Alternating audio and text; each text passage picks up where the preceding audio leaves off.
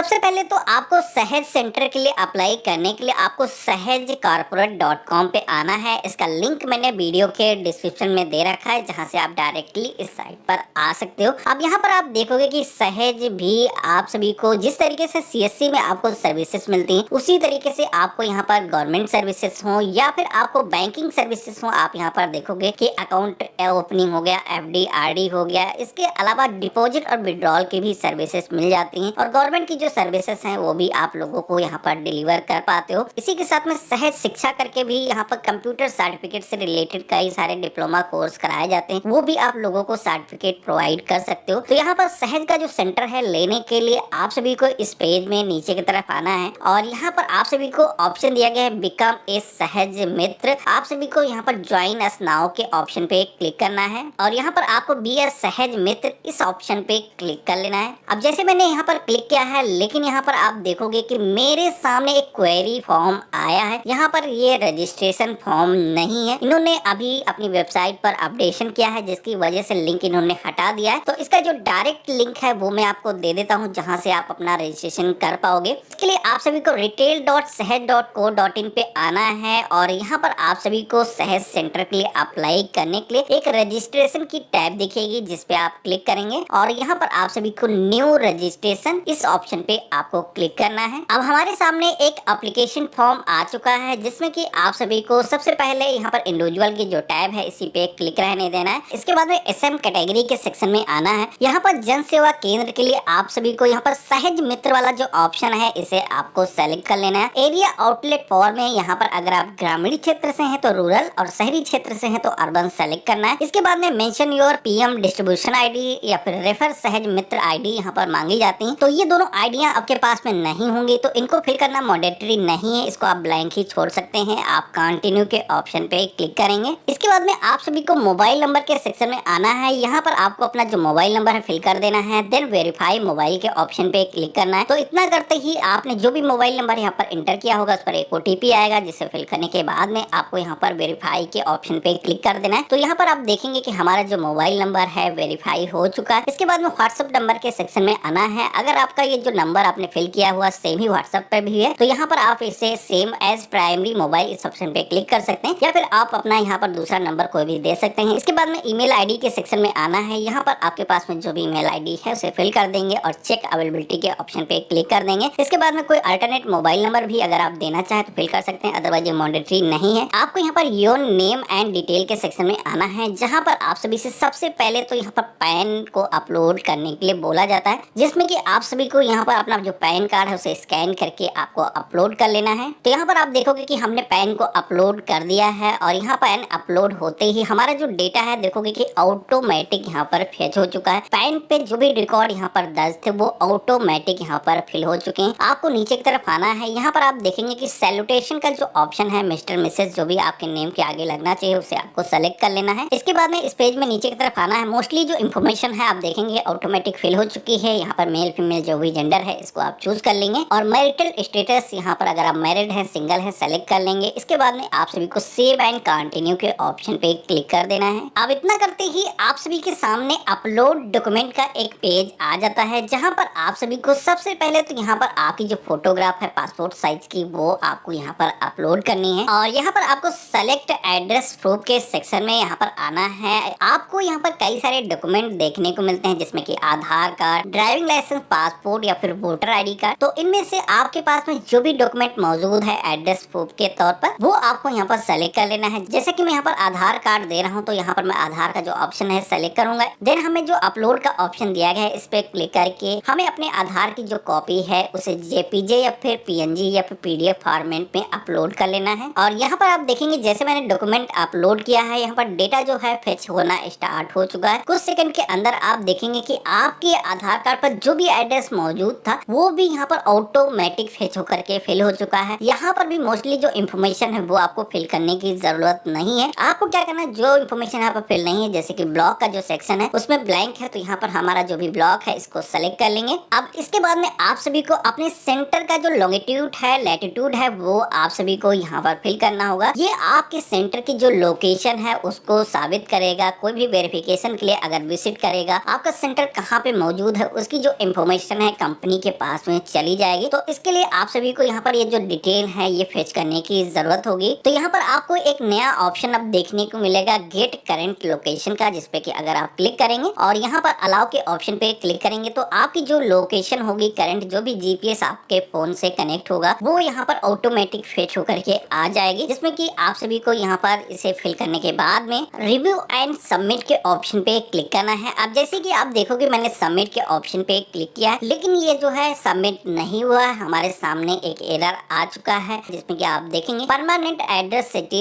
Is monetary. तो यहाँ पर ये जो सिटी है ये फिल ऑटोमेटिक नहीं हुई थी, पूरा एड्रेस केवल एक ही लाइन में आ चुका था। तो यहाँ पर हमें सिटी जो हमारी है उसको फिल कर देना है और इसके बाद में दोबारा से हमें रिव्यू एंड सबमिट के ऑप्शन पे क्लिक कर देना है। तो इतना करते ही आप सभी के सामने वेरीफाई और रजिस्ट्रेशन का पेज आता है, जहाँ पर आपने जो भी डिटेल्स को फिल किया है एक बार आपको सारी ही डिटेल को अच्छे तरीके से वेरीफाई कर लेना है। यहाँ पर अगर कुछ भी करेक्शन की जरूरत है तो पेज में नीचे की तरफ आना है। यहाँ पर एडिट का ऑप्शन अभी दिया गया है, इसे यहाँ से क्लिक करके कोई भी डॉक्यूमेंट आप चेंज कर सकते हो या फिर कोई भी इंफॉर्मेशन में चेंजेस कर सकते हो। इसके बाद में आप कोई भी करेक्शन नहीं कर पाओगे। तो यहाँ पर मिलान करने के बाद में आपको ये जो सबमिट का ऑप्शन दिया गया है इस पे आप सभी को क्लिक करना है। अब जैसे ही आप क्लिक करते हो तो आप देखोगे कि आपका जो रजिस्ट्रेशन है वो सक्सेसफुली हो चुका है। आपके सामने कंग्रेचुलेशन का मैसेज आ चुका है, रजिस्ट्रेशन फॉर सबमिटेड सक्सेसफुली। इसी के साथ में आप देखेंगे कि आपके सामने एक सहज मित्र / परम मित्र आईडी जनरेट होकर के आ चुकी है। तो आपको क्या करना है, ये जो आईडी आपको दिखाई गई है इस आईडी को अपने पास पे नोट करके सुरक्षित करके रख लेना है। अब सहज की तरफ से आपकी जो एप्लीकेशन है उसको वेरीफाई किया जाएगा, जिसमें कि 7 से 10 दिनों का टाइम लगता है और आप सभी को फोन करके सहज की तरफ से इन्फॉर्म किया जाता है। और कभी भी अगर आपको अपना स्टेटस जानना हो तो यहाँ पर स्टेटस को चेक करने का पोर्टल भी ऑप्शन दिया गया है। इसी के साथ में ये जो टोल फ्री नंबर दिया गया है इस पे भी आप कांटेक्ट करके आपका जो सहज सेंटर है वर्तमान में उसका क्या स्टेटस है उसके माध्यम से आप जान सकते हो। और जैसे ही आपका सहज का जो सेंटर है अप्रूव होता है तो इसका जो लॉगिन क्रेडेंशियल है वो आप सभी के मोबाइल पर और इसी के साथ में आपके ईमेल पर रिसीव हो जाता है, जिसके थ्रू आप इस पोर्टल पे लॉगिन कर सकते हो। जैसे कि मैंने इससे पहले ही रजिस्ट्रेशन कर रखा है तो यहाँ पर मैं अपनी लॉगिन डिटेल फिल करके दिखा देता हूँ कि पोर्टल के अंदर आप सभी को क्या क्या सर्विसेज मिलती हैं, किस तरीके से आप सभी को एक्सेस करना है। तो लॉगिन करने के लिए इसी होम पेज पर आना है। आपको यहाँ पर अपनी जो लॉगिन आईडी है फिल करना है, पासवर्ड यहाँ पर फिल कर देना है। इसके बाद में आप लॉगिन के ऑप्शन पे क्लिक करेंगे तो आप जो है पोर्टल के डैशबोर्ड पर आ जाते हैं। अब यहाँ पर इस पोर्टल पर जितनी भी सर्विसेज दी गई हैं, चाहे वो गवर्नमेंट सर्विसेज हो, बैंकिंग की सर्विसेज हो, pan, tax, insurance, bill payment या फिर e learning, computer education, entertainment, यहाँ पर आप देखोगे सारी ही कैटेगरीज दी गई हैं। इनमें किसी भी सर्विस पे क्लिक करके आप उसमें काम कर सकते हैं। उसके बीच में जो भी सर्विस को देने का बीच में कमीशन होगा वो आप सभी को मिल जाएगा। यहाँ पर इस पोर्टल पर आप जब भी किसी भी सर्विस को एक्सेस करेंगे तो यहाँ पर 2 तरीके के वॉलेट होते हैं, जिसमें कि आपको रिचार्ज करना होता है उस सर्विस को एक्सेस करने के लिए। जिसमें कि आप सभी को अगर गवर्नमेंट सर्विसेज में ई डिस्ट्रिक्ट की जो सर्विस है वो आपको इनेबल की गई होगी, आपके जो स्टेट में है सहज के पास में अगर ई डिस्ट्रिक्ट की जो सर्विसेज हैं वो होंगी तो आपके पोर्टल पर यहाँ पर 2 वॉलेट शो होंगे, अदरवाइज आपको एक ही वॉलेट शो होगा। यहाँ पर आप सर्विसेज के सेक्शन में आएंगे तो यहाँ पर NIC यूपी ई डिस्ट्रिक्ट का जो ऑप्शन है, जैसे कि हमारी स्टेट में हम उत्तर प्रदेश से हैं तो यहाँ पर ई डिस्ट्रिक्ट की जो सर्विसेज हैं सहज प्रोवाइड कर रहा है। तो इस पे हम क्लिक करके ई डिस्ट्रिक्ट के पोर्टल को एक्सेस कर सकते हैं। इसका जो लॉगिन क्रेडेंशियल है ये भी 10 से 12 दिनों के अंदर सहज की तरफ से आपको फ्री में ही प्रोवाइड कर दिया जाता है, जिसके बाद में आप गवर्नमेंट सर्विसेज में आय, जात, निवास प्रमाण पत्र या फिर राशन कार्ड को बना सकते हैं। इसके अलावा फाइनेंशियल सर्विस के सेक्शन में आएंगे तो सहज APS या फिर आप देखेंगे सहज का जो माइक्रो ATM है तो यहाँ पर उसकी भी फैसिलिटी दी गई है। आप माइक्रो ATM अपने शॉप, ऑफिस पर लगा सकते हो या फिर आप बायोमेट्रिक डिवाइस यहाँ पर परचेज करके जो आधार ऑथेंटिकेशन के माध्यम से पेमेंट विड्रॉल होता है उसमें भी आप सभी लोग काम कर सकते हो। यहाँ पर ट्रेवल एंड टूरिज्म सेक्शन में देखोगे तो ट्रेन टिकट बुक करना हो या फिर एयरलाइंस टिकट बुक करना हो या फिर बस टिकट को बुक करना हो वो भी काम आप यहाँ पर कर सकते हैं। सहज के थ्रू आप देखेंगे IRCTC का एजेंट ID भी आप ले सकते हैं। सहज पोर्टल पर जो भी आप सर्विसेज एक्सेस करेंगे उसके बाद में उसका कमीशन कभी भी आप सभी को देखना हो तो BLE लेजर का जो ऑप्शन दिया गया है उस पर क्लिक करके आपने जितनी भी सर्विसेज की हो उनका जो डिटेल है आप देख सकते हो, कितना कमीशन दिया गया है वो आप चेक कर सकते हो। इसी के साथ में स्केच रिचार्ज का जो ऑप्शन दिया गया है इस पे क्लिक करके आप अपना जो स्केच वाउचर है यहाँ पर आप रिचार्ज कर सकते हो, जिसमें कि आप यहाँ पर देखोगे रिचार्ज करते समय भी आप सभी को 2 ऑप्शन यहाँ पर देखने को मिलेंगे, जिसमें कि एक एक है गवर्नमेंट सर्विस का, एक हो गया नॉन गवर्नमेंट जो कि प्राइवेट सर्विसेज कोई भी आप एक्सेस करते हो। तो उनके लिए आप सभी को यहाँ पर दोनों ही पोर्टल में अलग अलग बैलेंस की जरूरत होगी। जो भी पोर्टल आप रिचार्ज करना चाहते हो, जिस भी मोड से आप करना चाहते हो, यहाँ पर आपको ऑप्शन दिया गया है, उस पर क्लिक करके आप रिचार्ज कर सकते हो। उसके बाद में आप सभी लोग इस सर्विस में एक्सेस कर सकते हो। तो इस तरीके से आप सभी लोग सहज सेंटर के लिए ऑनलाइन ही अप्लाई कर सकते हो। अब सहज की तरफ से अगर आप सभी के डिस्ट्रिक्ट में ई डिस्ट्रिक्ट की जो सर्विसेज है वो प्रोवाइड की जाती हैं, तो यहाँ पर आप सभी के पास में जब वेरिफिकेशन के लिए सहज की तरफ से कॉल आएगा तो उसमें आप सभी को इसी सहज पोर्टल में